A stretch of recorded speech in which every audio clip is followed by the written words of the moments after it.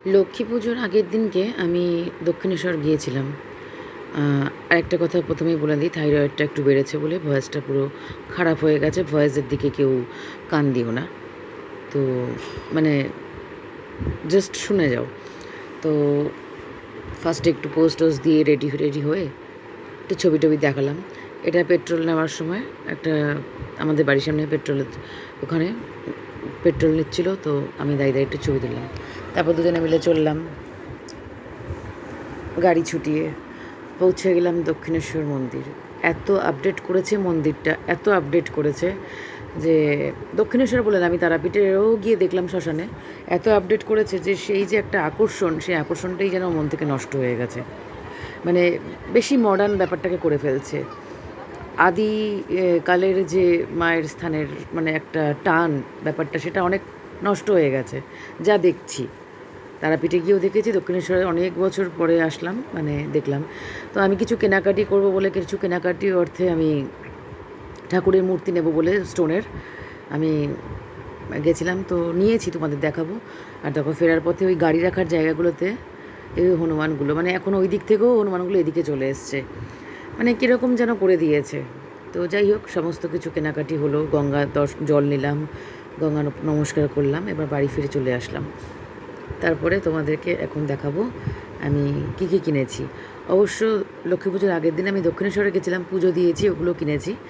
তার আগের দিনকে আমি ঠাকুরের আরেকটু জিনিসপত্র কিনেছি, তো সেটাও দেখাবো। তো দেখো, পাথরের কিনেছি লক্ষ্মী মূর্তিটা, মানে আমার সিংহাসনের পজিশনটা এমন, মানে একটু শখ হলে একটু বড়ও কিনতে পারবো না। এই গণেশ আর এই লক্ষ্মী বলেইছিলাম যে লক্ষ্মী প্রতিমা আমি বিসর্জন নয়, সরি, নিরঞ্জন দিয়ে দেবো। বিসর্জন কথাটা ভুল, এটা আমি পুজো পরিক্রমাতেও আমি ভয়েস দিয়েছিলাম যে বিসর্জন আমরা যে বলি, এটা অ্যাকচুয়ালি ভুল কথা, কথাটা বিসর্জন নয়, নিরঞ্জন। আচ্ছা, এটাও কিনেছি, এটাও আমার খুব ভালো লেগেছে, পিতলের স্বস্তিক, ওং আর ত্রিশূল। এটা ঘন্টা কিনেছি আমার গোপু শোনার জন্য, ঘুম থেকে তোলার জন্য, প্লাস পুজোতেও লাগে। আর লক্ষ্মী পুজোর আগের দিন দক্ষিণেশ্বরে গেছি, তার আগের দিনকে আমাদের লোকালের মানে বাসনের দোকান থেকে আমি ঠাকুরের জন্য এই পিতলের না কি বলে, কাঁসা না পিতল, যাই হোক হবে, দুটো থালা কিনেছি, একটা বড় কিনেছি, একটা ছোটো কিনেছি। ছোটোটা রেগুলার ইউজ করানোর জন্য, গ্লাসটাও রেগুলার হবে, আর বড়োটা হচ্ছে কোনো অকেশনে যখন একটু বেশি প্রসাদ দেবো ঠাকুরকে, তখন বড়োটা ইউজ করা হবে।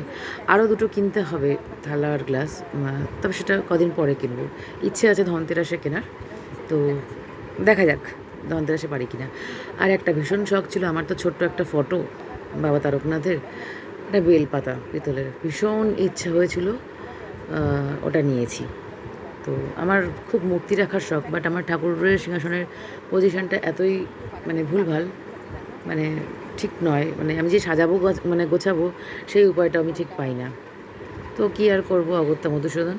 আচ্ছা, একটা কথা বলে রাখি, আমি খাটে রেখে তোমাদেরকে দেখাচ্ছি, মানে এটা নিয়ে কেউ সমালোচনা করো না, বিকজ পুজোর দিনকে সকালবেলা সমস্ত ক্লিনিং হবে গঙ্গা জলে, ঠাকুর স্নান হবে, ঠিক আছে, গঙ্গা জল, গোলাপ জল, অগরু সমস্ত দিয়ে, ফুল টুল দিয়ে ঠাকুর স্নান হবে। আচ্ছা, পুজো এবার দিয়েছি, প্রসাদ দিয়েছি, কর্পূর জ্বালিয়েছি।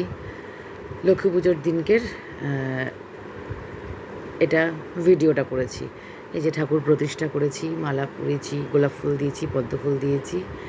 কেমন লাগলো সাজানোটা একটু জানিও। আর এই যে আমার ছোট্ট একটা ফটো তারকনাথের, বাবা তারকনাথের, গোপুকেও স্নান করিয়েছি, চাঁদমালা দিয়েছি ছোট একটা।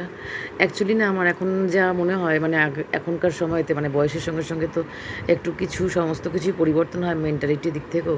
আমার এখন মনে হয় ফটোগুলোকে সব নিরঞ্জন দিয়ে মূর্তি নিয়ে আসি।